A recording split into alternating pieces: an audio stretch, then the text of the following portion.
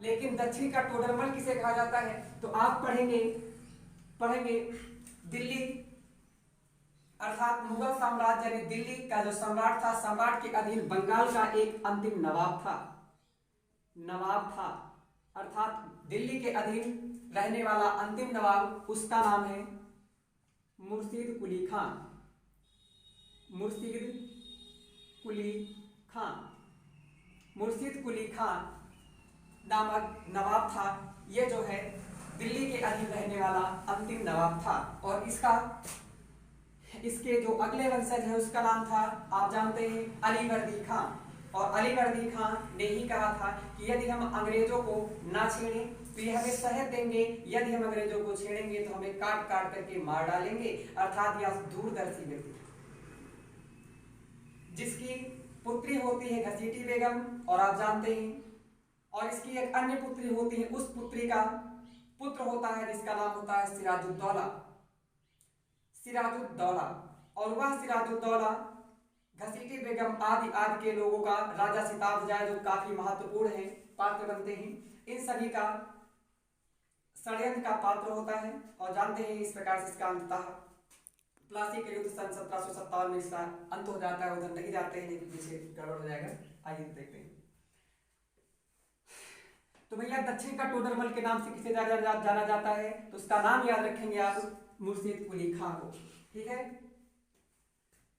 तानसेन अगला महत्वपूर्ण आता है नवरत्न में, नाम है इसका तानसेन।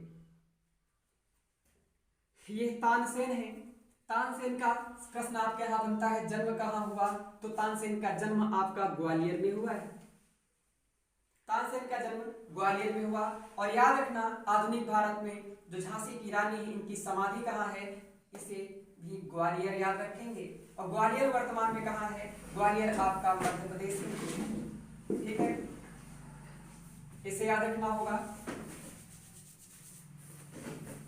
तानसेन का मूल नाम क्या था?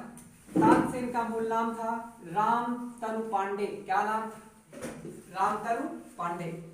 तानसेन का मूल नाम रामतनु पांडे। इनकी उपाधि क्या थी? इनकी उपाधि अर्थात तानसेन की उपाधि क्या?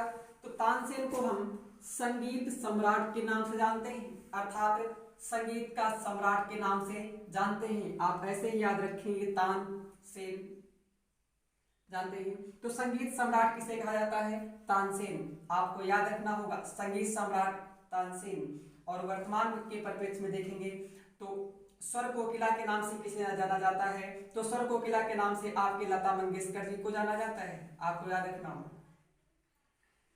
और भारत का कोकिला के नाम से किसे जाना जाता है? तो भारत का कोकिला के नाम से आपके सरोजिनी नायडू को जानना होगा। और सरोजिनी नायडू ने ये एकमात्र भारतीय महिला थी जिन्होंने कांग्रेस की सर्वप्रथम अध्यक्षता की थी। वह डेट है 1925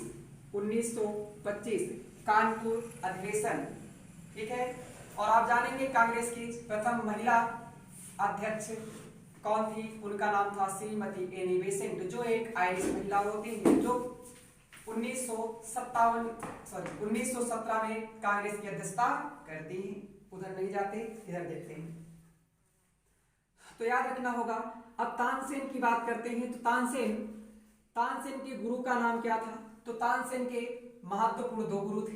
एक था स्वामी हरिदास, जिससे इन्होंने संगीत की शिक्षा दीक्षा ली थी। दूसरे थे आपके मोहम्मद गौस, जो माना जाता है ये इनके आध्यात्मिक गुरु थे। और मोहम्मद गौस, आइए मोहम्मद गौस क्या है तो इनके विषय में कुछ और जान लेते हैं। तो मोहम्मद गौस जो है, मोहम्मद गौस तानसेन के गुरु हैं। तो मोहम्मद गौस का संबंध किस संप्रदाय से है? आप जानते हैं भारत में इस्लामिक परंपरा के अनुसार कुल मिलाकर के 15 संप्रदाय चले हैं, जिन्हें हम सिलसिला के नाम से जाना जाता है। जिसमें से जो इनकी रहने का स्थान होता है, अर्थात इस्लामिक परंपरा के अनुसार जो स्थान होता है, उन्हें हम अर्थात इस्लामिक संतों का जो रहने का स्थान होता है, उन्हें हम खनकाह के नाम से जाना जाता है। याद रखेंगे आप, खनकाह के नाम से जाना जाता है। जिसमें से तानसेन के गुरु, इनका नाम था मोहम्मद गौस, इस किस संप्रदाय से संबंधित थे? तो संप्रदाय आप याद रखेंगे, ये आपके सत्तारी संप्रदाय से संबंध रखते हैं। किससे भैया? सत्तारी संप्रदाय से संबंध रखते हैं। ठीक है, आगे देख लेते हैं। संप्रदाय से कुछ प्रश्न हैं, तो संप्रदाय से आपके यहाँ प्रायः सवाल आ जाता है। एक है नक्शबंदिया संप्रदाय, महत्वपूर्ण। तो नक्शबंदिया संप्रदाय जो है, नक्शबंदिया संप्रदाय, ये नक्शबंदिया संप्रदाय से कौन संबंधित था? तो आप जानते हैं हमारे आपके भारत में एक मुगलिया सल्तनत में एक महत्वपूर्ण नाम था जिसे हम जिंदा पीर के नाम से भी जानते हैं, औरंगजेब था। ये औरंगजेब आपका सत्तारी संप्रदाय से संबंध रखता है और ये कैसा व्यक्ति था? ये आपका सुन्नी व्यक्ति था, अर्थात सुन्नी था। आप जानते हैं इस्लामिक परंपरा में शिया और सुन्नी दो संप्रदाय महत्वपूर्ण होते हैं, जिनमें से महत्वपूर्ण नाम है सुन्नी। तो ये सुन्नी था, आपको याद रखना होगा। तो नक्शबंदिया संप्रदाय से कौन संबंधित था? औरंगजेब संबंधित था। ठीक है, औरंगजेब ही ऐसा व्यक्ति था जिसने शिवाजी को पहाड़ी चूहा की संज्ञा दी है। ठीक है, और आगे इनमें फोल्डर नहीं खोलेंगे, नहीं टाइम लगेगा ज्यादा। अगला है कादरिया संप्रदाय।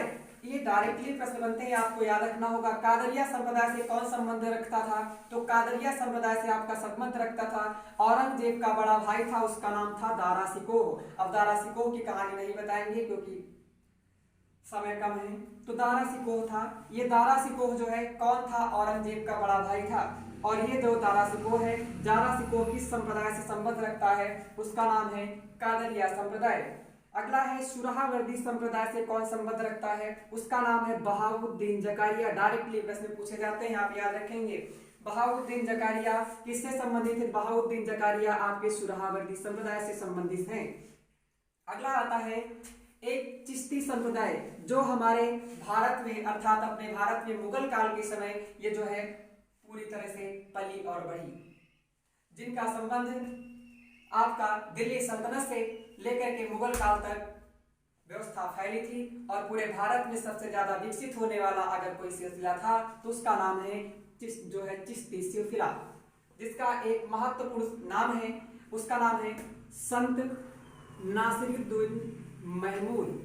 संत नासिरुद्दीन महमूद, संत नासिरुद्दीन महमूद को चिराग ए दिल्ली के नाम से जाना जाता है। ये बड़ा वाला इंपॉर्टेंट प्रश्न है भैया, बड़ा वाला इंपॉर्टेंट प्रश्न है। चिराग ए दिल्ली, चिराग ए दिल्ली के नाम से किसे जाना जाता है? उसका नाम याद रखेंगे, संत नासिरुद्दीन महमूद। और संत नासिरुद्दीन महमूद आपको दिल्ली सल्तनत में बताएंगे। नासिरुद्दीन महमूद नाम का एक महान व्यक्ति भी था, जो बड़ा ज्यादा महान था लेकिन नीचे से।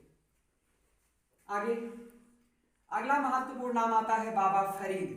बाबा फरीद के लिए प्रश्न क्या है? तो बाबा फरीद जो है ये गंज ए शकर के नाम से जाना जाता है। याद रखेंगे, कुछ महत्वपूर्ण ज्यादा नहीं, ज्यादा महत्वपूर्ण जो है चिराग ए दिल्ली है, जो बड़ी परीक्षा से लेकर छोटी तक अपना महत्वपूर्ण योगदान स्थान रखता है। अगला है निजामुद्दीन औलिया। ये निजामुद्दीन औलिया जो है चिश्ती संप्रदाय का सबसे प्रसिद्ध संत हैं, अर्थात चिश्ती संप्रदाय के सबसे प्रसिद्ध संत निजामुद्दीन औलिया हैं। इन्होंने ही गयासुद्दीन तुगलक के संबंध में कहा था, हुनूजा दिल्ली दूरस्थ, अर्थात अभी दिल्ली दूर है। ये कहानी जब पढ़ेंगे तो आपको द बेस्ट बताया जाएगा।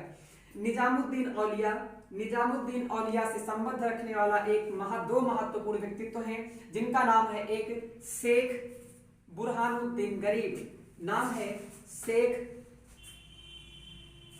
बुरहानुद्दीन गरीब, और दूसरा महत्वपूर्ण नाम है अमीर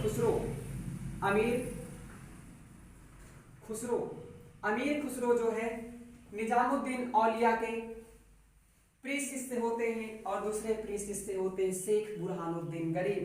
आप जानते हैं जब निजामुद्दीन औलिया का एक बार मतभेद हो जाता है अलाउद्दीन खिलजी से, तो अलाउद्दीन खिलजी इनसे मिलना चाहते हैं, अर्थात निजामुद्दीन औलिया से मिलना चाहते हैं। तो ये डायरेक्टली कहते हैं कि यदि हमारे घर में दो दरवाजे हैं, एक दरवाजा से यदि राजा प्रवेश करेगा तो दूसरे दरवाजे से मैं निकल जाऊंगा। ये किसका कथन है? तो आप याद रखेंगे निजामुद्दीन औलिया का। ये कहा क्यों था? इसका अभिप्राय ये है कि हमारे यहाँ अर्थात हमारे स्थान पर क्या है? हमारे स्थान अर्थात हमारे लिए चाहे राजा हो या रंक, दो के दोनों